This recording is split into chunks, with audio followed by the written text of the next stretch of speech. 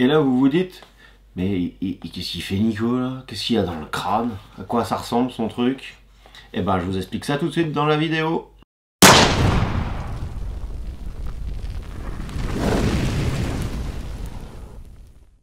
Voici un truc un peu bizarre, mais vous allez voir qui a toute sa logique.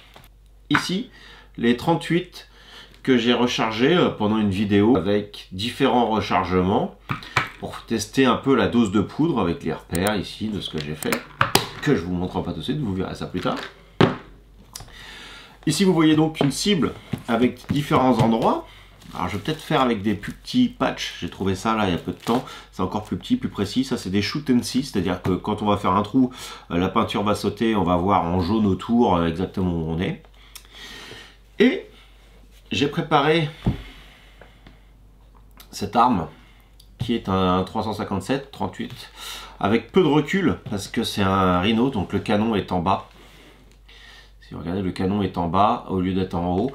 C'est pour ça que ça a une forme légèrement de rhinocéros. Je vais vous le présenter plus tard à l'occasion. Je lui ai mis un bipied et une lunette. Alors bien sûr, c'est pas comme ça qu'on tire en tir de loisir. Mais là, j'avais besoin d'éliminer les variantes.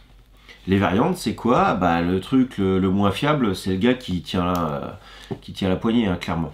Donc, il me fallait un maximum de stabilité et de pouvoir viser avec le plus de régularité possible. C'est-à-dire que les organes de visée sont bien d'origine, luminescents avec fibre optique et tout ça, mais ça me laissait encore une marge d'erreur trop grande.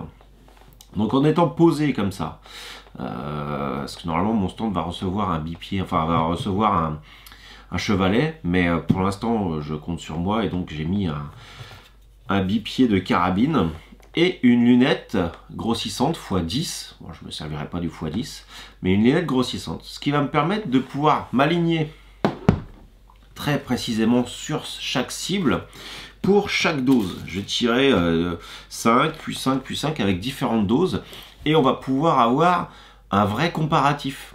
Un comparatif qui va vouloir dire quelque chose. Parce que si à chaque fois que je tire, j'ai la gigite, eh ben, on va pas savoir si le problème vient de moi ou de la dose de poudre que je vais mettre.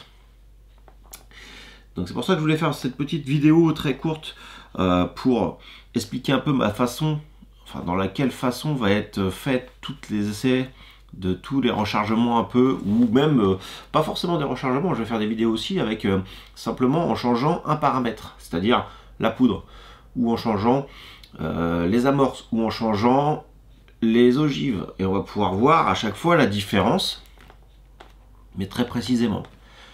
Il faut faire un changement à chaque fois, parce que si on change plusieurs choses, on ne sait pas si c'est notre ogive qui a fait le changement ou notre amorce.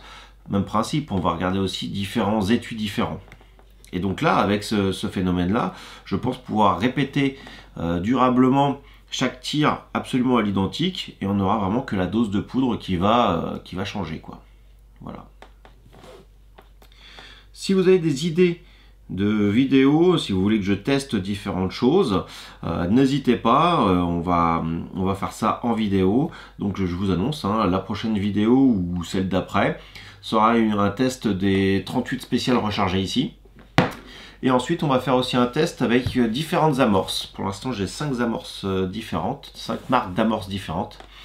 Et je vais encore continuer à en mettre de côté pour essayer d'avoir quelques modèles supplémentaires.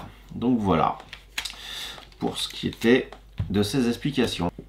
À bientôt pour de nouvelles vidéos.